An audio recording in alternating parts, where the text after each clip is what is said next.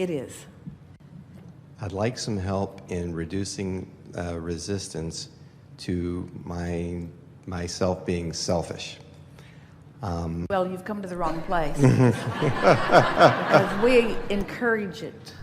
No, you encourage to be selfish, and I have some trouble with doing that. So, long-standing. You want to be more selfish. Want to be more selfish. Then we'll help you. Thank you. I thought that's why you picked me.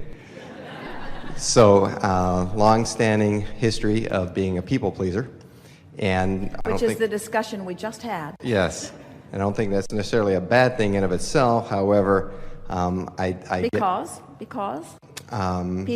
pleasing people is good because pleasing people is good because for I think there are a number of reasons. The least of which is not just you're here helping us; we're helping other people in return, and so I think that that's part of what makes the world go around. So we agree that we are uplifters. Yes. And that it is pleasing to be uplifters to others. Agreed. So what could possibly go wrong in the business of people pleasing? What could make it off? For myself, I sometimes do it at the expense of, sometimes I allow people to become dependent on my helping them. And then what happens if that, so what's the downside of that? In other words, because if you are tuned in and you have this infinite resources flowing through you and you're flooding it toward others, we don't see any downside there. So if there is a downside, what's the cause of it? For myself, it'll throw me out of balance sometimes. So it isn't the people pleasing that is out of balance. It is that something happened in the process that pinched off your resources. That's better stated. What could it have been? What could ever pinch off your resources that would deprive you of your ability to uplift others? You focused upon their need for your resources. You focused upon their need and therefore deprived yourself of the alignment and the resources, and then in your deprivation of your own resources flowing through you, you blamed them. Yes, I guess that is. Well, that was pretty clear, wasn't it? It was. So, and it's an easy thing to do. In other words, so often, because your desire is to uplift others, and when you see a friend in need of something, it's really a little tricky to turn your attention away from their need and focus your attention upon their achieving of whatever it is that they want. And they're usually not very helpful because they have been training themselves for a very long time to believe that the more they display their need to you, the more likely you will be to help them. Yes. So it's not easy to stand strong and say, I'm not going to fill in your grid. It's not easy to stand strong and say, I know that you have the resources and I'm going to stand in the belief that you're going to find them, but I'm not going to be the creator of your reality. I'm just going to root for you being the creator of your own reality. When they're feeling weak and diminished, that's not what they want to hear. And so being the helpful, uplifting person that you are, you're always wanting to do everything that you can to uplift them and help them. But it is too big of a price to pay because you can't focus upon their need without depriving yourself of all of the energy that is your life force. So actually, this is a really good sales job we're doing on selfishness, because what we're actually saying to you is you must not let someone else's need be so significant in your mind that you deprive yourself of the very life force that you must have in order to be of any value to anyone. If you don't put that life force and your connection to it first, you have nothing to give them, you see. Absolutely. In terms of, I've thought of this analogy in the past. In a medical crisis, if there was a big disaster and there was a doctor and he was there and he was saving people's lives, he's got to take a break. He's got to rest. He's got to take care of himself, or he's not going to be any good to anybody else. And I see that. But it's not always so obvious in situations, and a lot of times it's an emotional need from somebody, where somebody comes and then you get involved, and sometimes my desire to help them is more than their desire to help themselves. Well, that often happens, but a big part of it is when they look at you and they see you stable, and they want part of your stability to enhance their experience. Often they don't realize that it is their comparison. In other words, if they're looking at your stability, there's no way you could get out of balance in that, because as they're looking at stability and wanting some of it, then they're fostering more stability and the resources are forthcoming.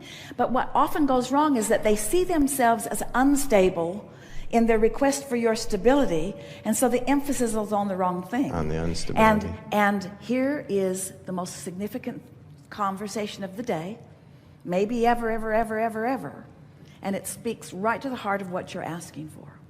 Whose grid's getting filled in? That's really what this question is. Whose grid is getting filled in? And we got to tell you, it's whatever grid is most active in the moment. And so if they're needy, and you're wanting to help, maybe even flowing into their neediness a little bit, you're leaning in the direction, and you will come to resent it very soon. But if their neediness does not distract you from who you really know them to be, then your vibration will dominate, and they will join you in the grid of their source, you see. That was so significant, Yeah. and it reminds me, I have 2 grandchildren. My grandson, who's coming up on 3, there are times when I witness his parents struggle with the challenges that a 2-year-old can bring into the household. And for some reason, I've never, even as a father, when my kids were young, I see children a little differently, and I never got caught up in that. And so, How do you see them? I guess I don't see.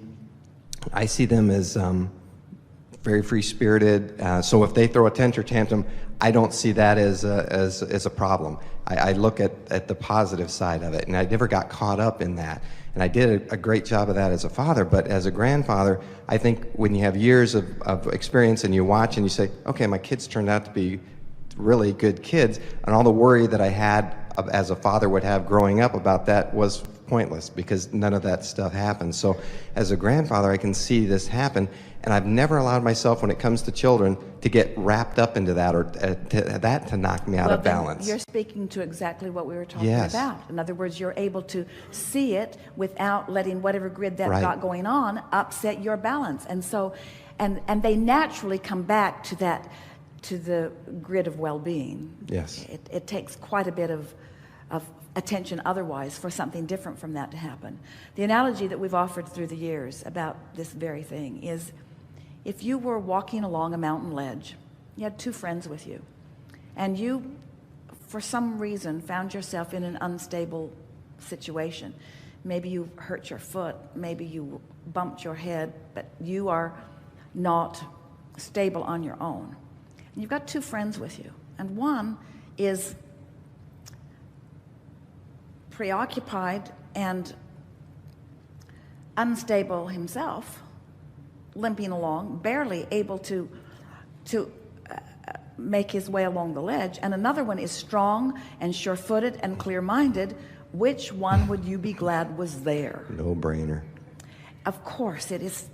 And yet, often, the very people who seek your help plead such a needy case that they suck you in.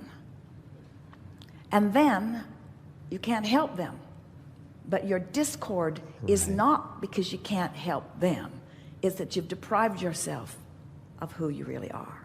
Very well put. So you can't, we're not worried about you ever being unselfish, because your tuning to the source within you is so significant that you will never deviate from it but a small bit before you will want to sit down and reclaim your balance and prepave something different for what's coming next. Excellent. It is. Thank you so much. Yes, indeed.